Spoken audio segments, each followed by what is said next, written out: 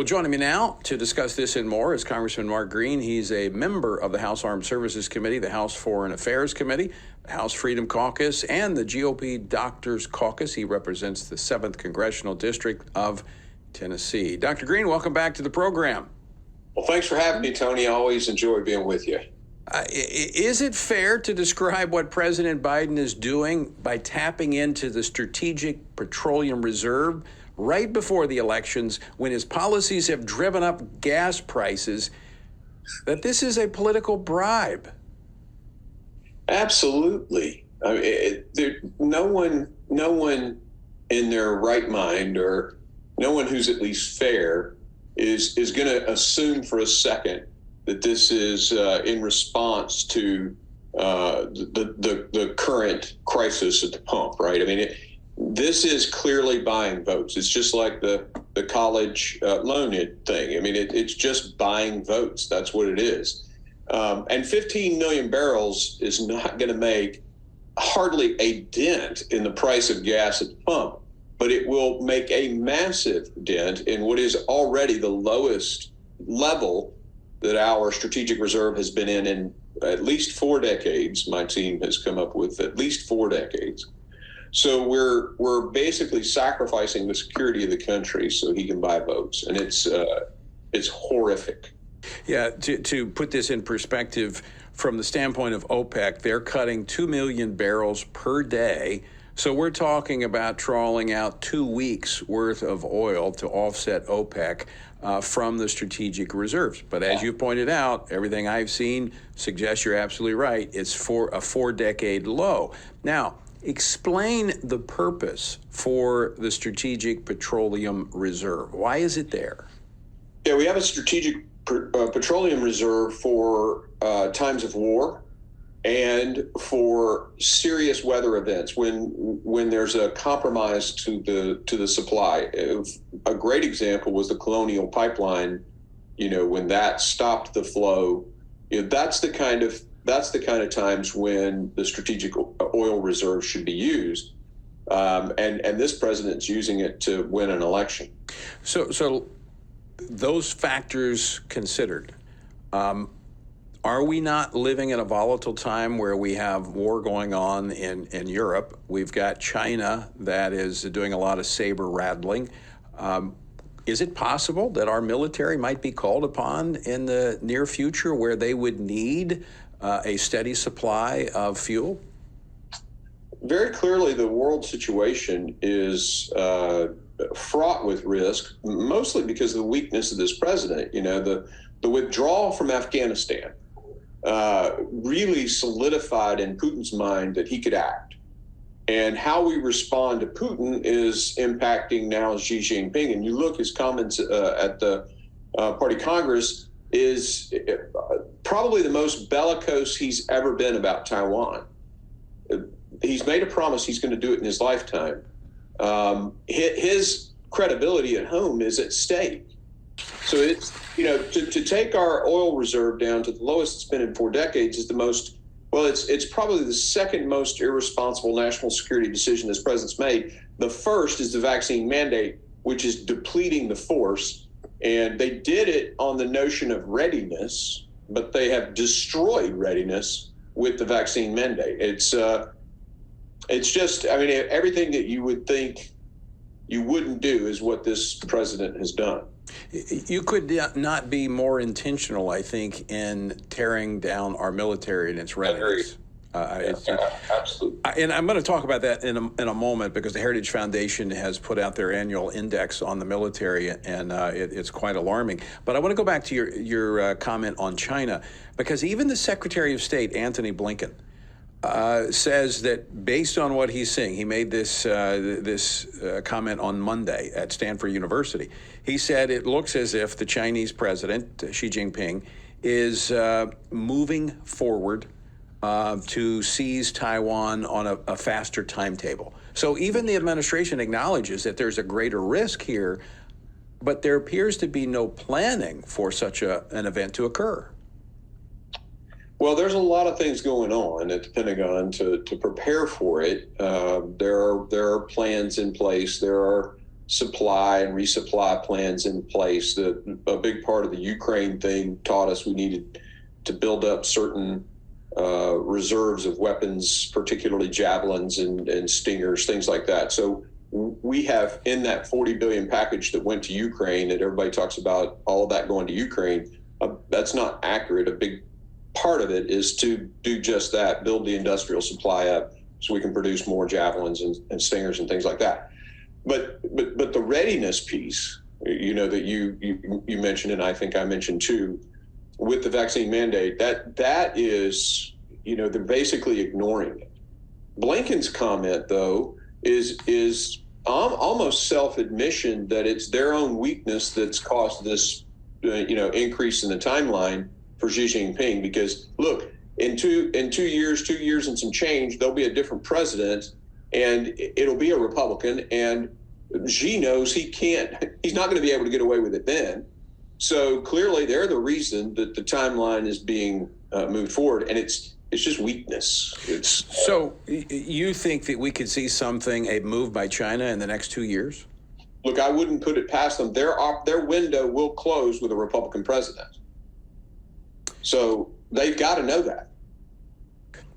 Do you think this administration will respond if China makes a move on Taiwan?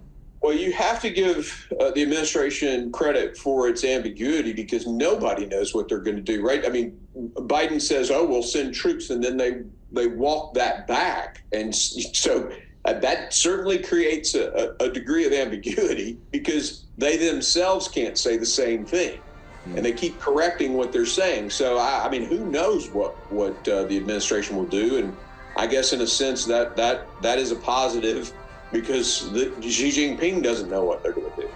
All right, Doc, let's talk military readiness. You serve on the House Armed Services Committee. You're talking about the vaccine mandate and how that's messing up both our retention as we're driving healthy people out of the military.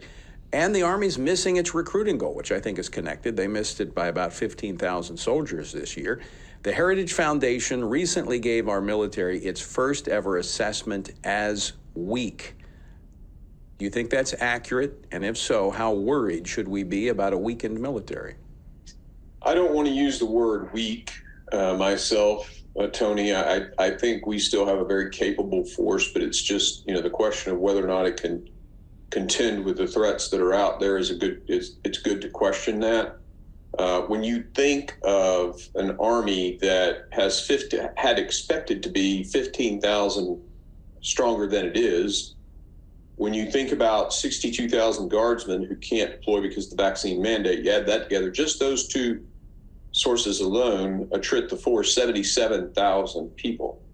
And that is horrific to think of a military that was expecting to have 77,000 people in the ranks and now doesn't.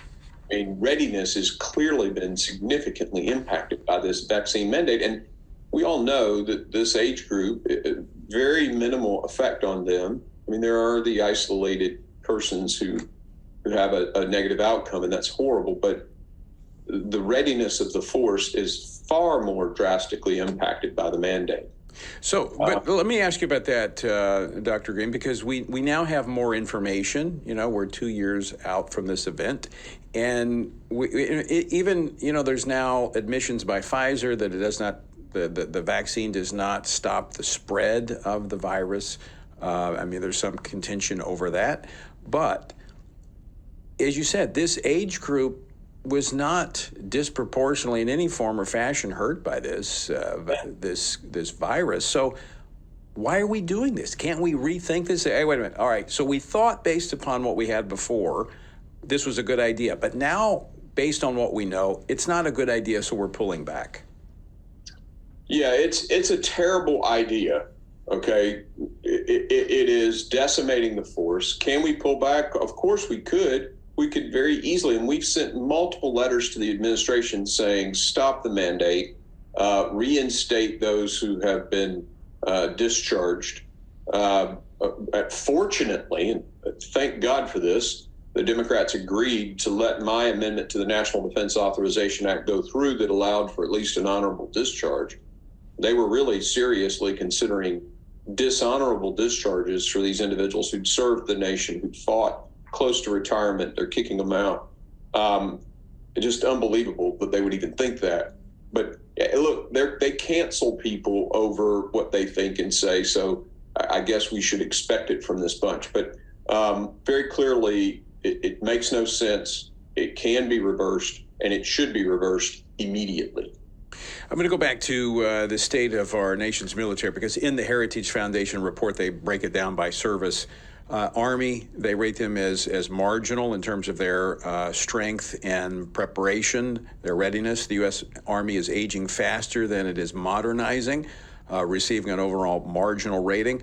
The Navy, they rate as weak. They say because they're declining from actually a marginal rating in 22, pointing out the fact that our competitors are quickly narrowing the technology gap.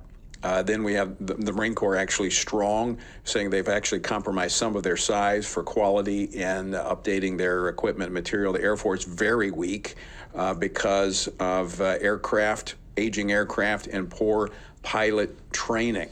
And retention continues to downgrade the ability of the Air Force. Does that sound like it's somewhat on track? Well, it certainly matches the level of wokeness and the length of time that the organizations have been woke, because the Air Force is the most woke, and it's been the most woke for the longest. So are you saying there's a trade-off then as we pursue, and this is what the Secretary of the Army said is not happening, that we're not compromising training and readiness for what she says, I can't define it because I really don't know what it is, but we're not being woke. Look, there was a study done of the United States Navy by a retired 3-star admiral, and they looked at this. This was shortly after the crashes at sea where two ships ran into one another, and they concluded that there was far too much training on woke stuff.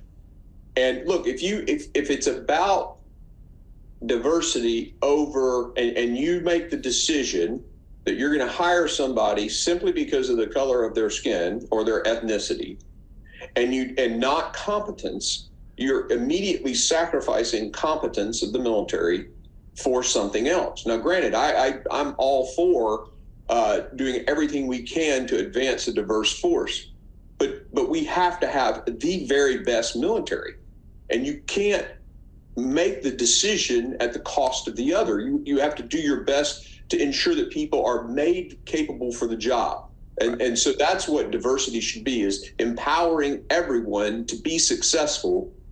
But they're making decisions where they sacrifice competence for filling quotas, and it is harming the force. But you can only have one top priority, and the military's priority should be to fight and win America's wars. So we need to be prepared for that. That's exactly right. And all of these other things, they may have merit, as you've pointed out, but they should be secondary in their focus. And I don't think that's what's happening.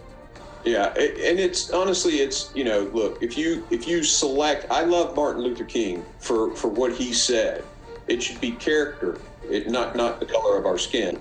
Right. Critical race theory is racist. Yeah. Because it basically divides us and tells us to hate one another. How do you run a military when you're telling the members of the military that America's horrible? Hey, go defend this terrible racist country. Excellent point. Excellent point. I hope the Republicans can help change that after the next election. All right, Congressman, we're out of time. Always great to see you. Thanks for being with us.